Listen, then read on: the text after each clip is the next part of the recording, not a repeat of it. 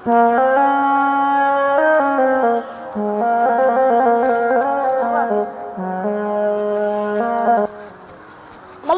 তুমি রোজা রাখছো না?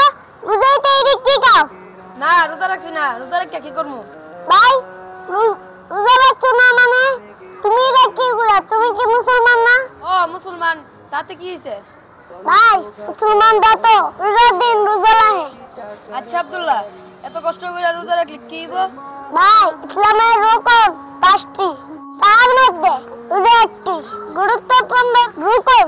ভাইয়া শুনো, রোজা রাখলে আল্লাহ তাআলা রোজাদার ব্যক্তিকে নিজে পুরস্কার দেব।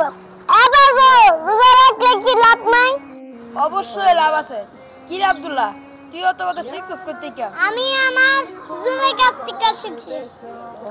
দর্শক, আমাদের এই ভিডিওটি যদি আপনাদের কাছে ভালো লাগে অবশ্যই আপনারা লাইক, কমেন্ট এবং বেশি বেশি করে শেয়ার করবেন।